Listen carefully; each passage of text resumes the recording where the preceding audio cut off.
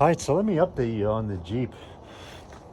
I'm doing fog lights, and I already did one video where it showed how I was going to wire these things up. Now let me show you kind of where I'm at. On a JK, they've got these awesome bungs right here.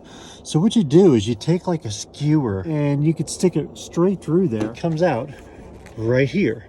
I basically took them and I just kind of hit them back up in behind there and zip tied them. Right now, I'm to here with these wires. So my relays, I'm trying to figure out where I'm going to put them. I'm going to put them in this vicinity somewhere here because I've got a nice wire bundle that's right down in through here that I can get to for the lights. All right, so the way I'm going to have to do this is trace the wires, the wire colors back to the bulbs. Now keep in mind, I don't want this bulb, right? This is the bulb that flashes when you flash the turn signal. So I don't want this white and brown looking color, white and gold maybe. I don't want that one. This marker light, however, doesn't flash. What I can do is pull this bulb, it just twists out, and see if I can get that color. So that color on there is white and green. In my wire bundle, I have multiple white and greens.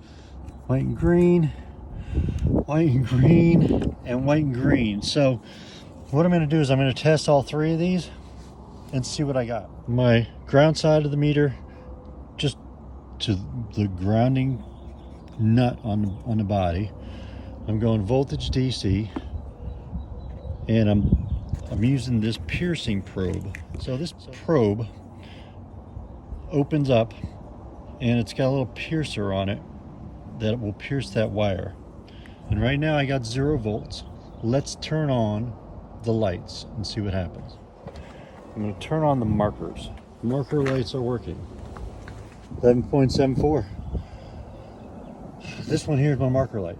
My high beams, I want the white and the gray, which is this one, and I marked it. I traced it right to the socket. For my non-blinking marker light, this white and green works. This is the one I want, and this is the one I'm going to use. All right, so let's take a look at the drawing. So I'm looking at this, the first relay. My high beam input is going to be that white and gray, and my low beam / markers that don't blink is going to be the white and green. So the white and green goes to 87A, the white and gray goes to 85. Well, I had everything apart. I painted up the brackets. I wasn't gonna make you guys sit through a video of me painting brackets. When I ran my loom long, because what I'm planning on doing, maybe at some point, if I ever replace this bumper, I'm gonna probably mount these lights out a little further, maybe like in that vicinity. I ran the harness through here, and it basically comes right through here. This is where it connects, right down here next to the air box. Here's my fuse, here's my 2 relays. The power for that comes off. It runs around and ties straight to the battery. It's a 14 gauge going all the way down here, all the way out to here, where they tie together. It's 14 right to here, where it turns back into 16 for the lights and for the other light. Turn it on. Fog lights are on. I'll turn on headlights. Headlights and fog lights are on. And then I'll hit high beams. High beams are on. Fog lights are off. And there you go. That's how you wire up fog lights.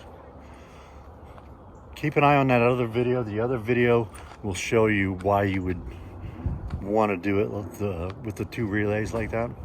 Typically you wouldn't do that on a Jeep like this because a Jeep normally comes standard with fog lights, But if you don't have fog lights, this is how you would wire it up.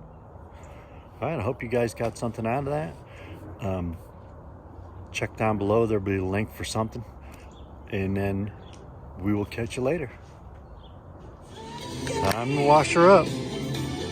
Cheers. You guys have a fantastic day.